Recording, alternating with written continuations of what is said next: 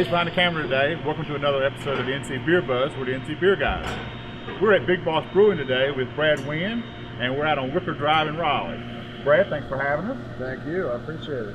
We wanted to hear all about Big Boss and what's going on at Big Boss. Big Boss is recognized as one of the older breweries. We are if you older. can be I'm older in the industry, Yeah. that's not old itself at all. So we were glad to be invited out to see what's going on with Brad. And you'll see us, we're out in the brewery itself. Over our shoulder, we're going to talk about what's going on in the background and what's happening. And as always, we'll talk a little bit about the tap room, which is upstairs, and what's available on site. Thanks for having us in today, Brad. I appreciate it. So you are one of the founders of Big Boss. I am. The lure is it's you and some other guy, Geoff Lamb. Is he still around and active? Geoff is here, yep. Okay. And you guys were sitting around doing other occupations and decided we want to do beer? Well, he was sitting around being an attorney, and we all know how boring that could be. So he decided to get into something that he loved, which is beer. And it was something I've been doing for a while now. You have been home brewing or brewing professionally? Brewing professionally. Okay, for about 18 years. Okay. Locally or away? I was here. I went back. I'm from Pennsylvania, the Mid-Atlantic. I've been in Virginia, the D.C. area, and North Carolina most of the time.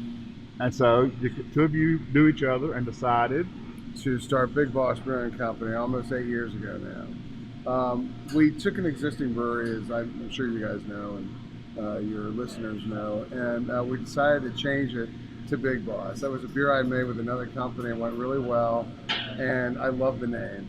We do have a branding company, McKinney, and they do a great job for us. We told them the name, and they were like, "You got to go with that."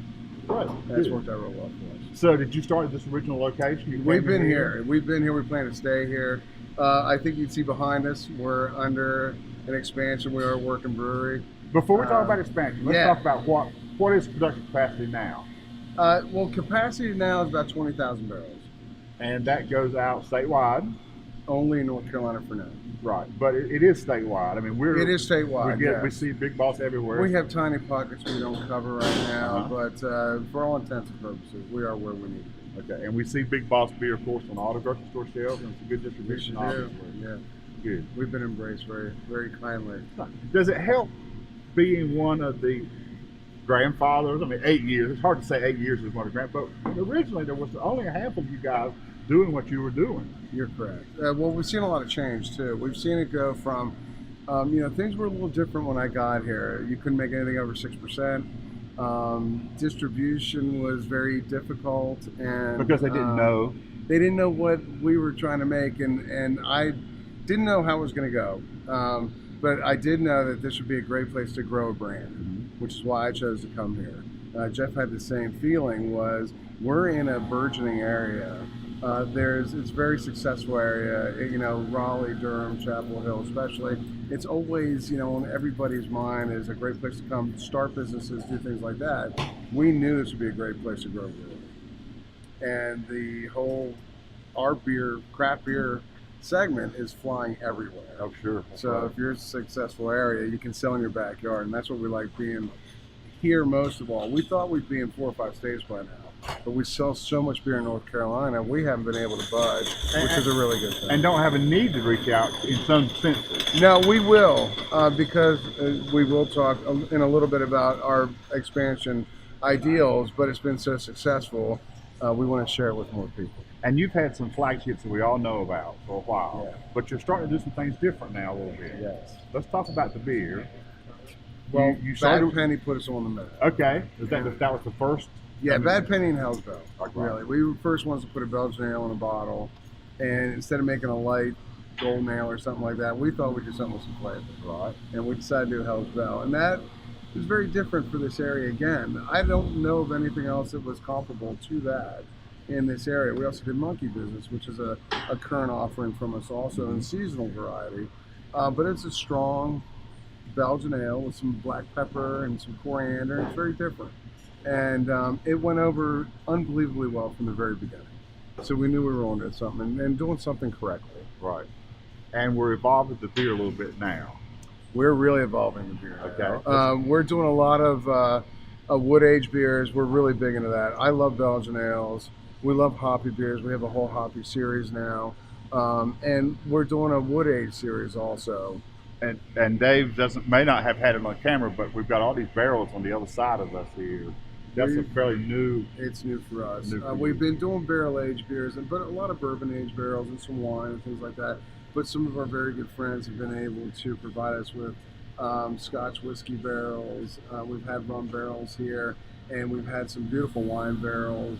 We just did a Cabernet Sauvignon aged Scarab, which is going to be available in a little bit, but very limited because I can only get so many of the barrels. Sure. But it's beautiful. And then we were really lucky to get some fooders from California, from a big winery in California. Okay. And the fooders hold 100 barrels of something beautiful. Oh, so that's those big barrels are called what? Fooders. Fooders. Yes. Okay. I didn't know that. I don't know that term. Yeah, okay. no, I've been told that's how it's pronounced. News to me. Doing the best I can with That's it. right. That's right. So when you evolved the brand to expand to new and different beers, you've also got to be cognizant of the fact that you've got to protect what people know as Big Balls. Exactly. So you don't move away from the old guys. No. I mean, what brought you here, and you must still value those. You bet. No, we want. My biggest hope is that I am somebody's everyday beer. And I want you to have Bad Penny or Hell's Bell or High Roller in your refrigerator. And be able to get it and access it all the time. You bet, all the time. And that is the grocery, idea. And that's why we're so successful in our outlets that are the larger outlets in North Carolina. One of the nice things, though, is we still get to play. And that's what you want to do as a brewer. So when we get in the wood age things, when we get into very different Belgian-style ales and some real hoppy ales also. We love the hoppy ales as well. We just want big flavor. I want it to be balanced so you can drink it. I don't want to just blow somebody's head off, but I do want it to be very flavorful. There's no reason to be here without trying to pique someone's interest in some way. But it may not be their everyday pickup beer. No, I don't want It'll it to be a special something for Right. them and for you too. Which is why we make it seasonal. Correct. I do some seasonals like Harvest Time. Everybody knows Harvest Time. In fact, some people think that's all we do. Which it's not. But thank goodness it is something that has really gone crazy. It is one of those North Carolina beers I can say I could take it anywhere. It has been so successful. I can't make enough of it, but hopefully that will always be the problem. Right. But it's enabled us to get that seasonal name out there and do some really different things also, and make them successful because people wait to see what we're going to do. Now, you originally were brewing. Are you still really involved in the brewing? Or, I mean, you must have brewers here that... No, I have great brewers here. It's a team thing, and especially brewing is a real team thing.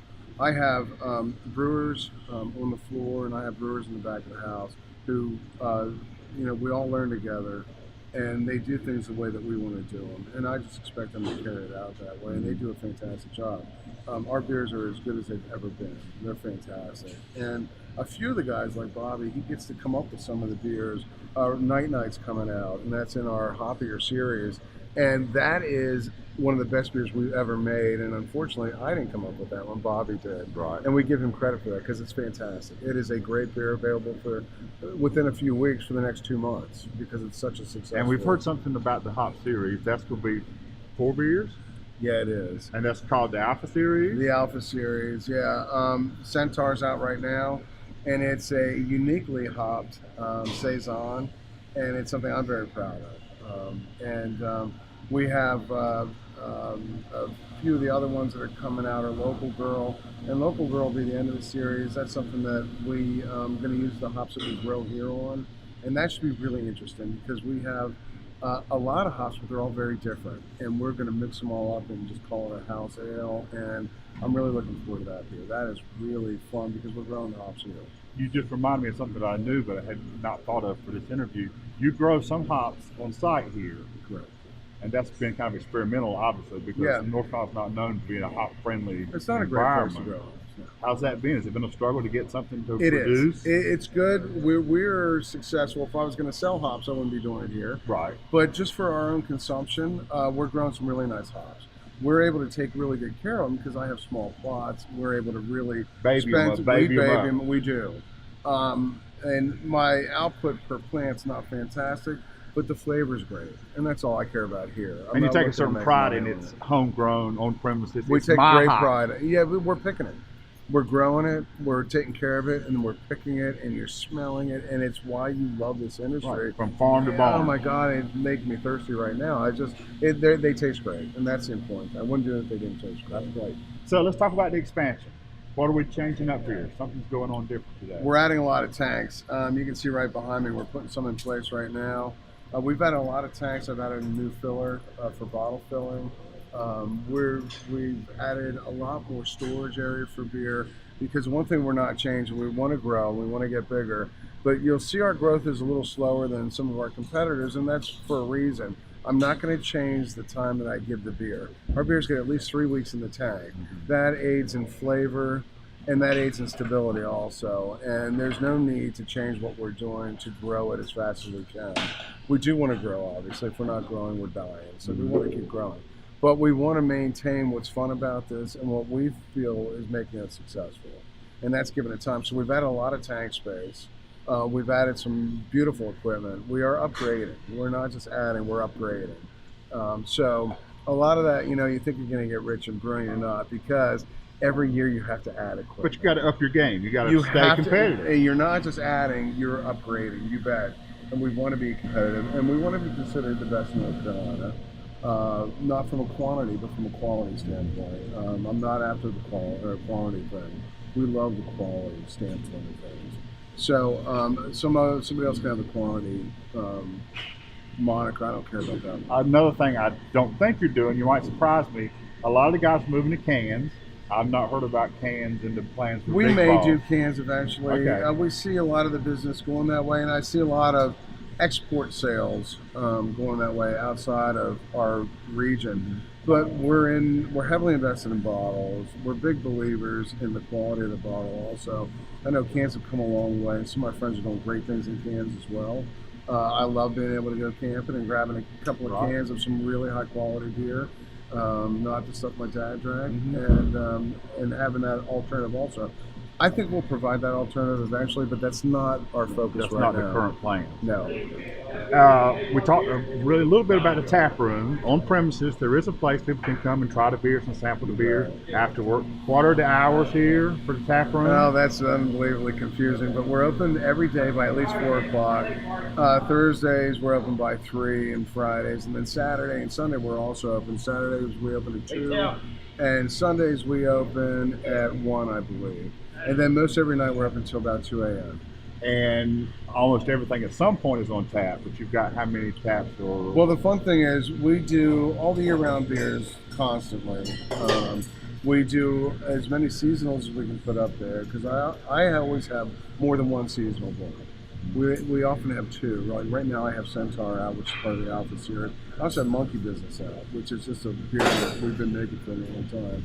And a delicious beer. So they're both up there also. But then we always try to have something that you can only get here to give you some. You can only get it at tap. Yeah, or very, very limited release. So a lot of these barrels I mainly get 2 or 3 or 5 barrels to age this beer in. So a lot of that goes upstairs also, and I just don't have enough to sell. So there's a unique opportunity by coming to the tap room to try a Big Boss brew that they might not get at their regular draft place. Yeah, and we run specials. So if you get on our newsletter or go on BigBossBrewing.com, you'll see a lot of things that we're doing. Dave keeps it real up to date. He's our marketing manager, and he's really good at it and keeps things interesting. And we try to keep everybody enthused with something a little bit different. And if people want to get onto the newsletter, they can go to BigBossBrewing.com. That's right, and sign up for the newsletter, and then they'll be kept abreast of all the happenings and events. And you guys are great about events here. We've been to so many events here. We love throwing parties. Right. Yeah. Right.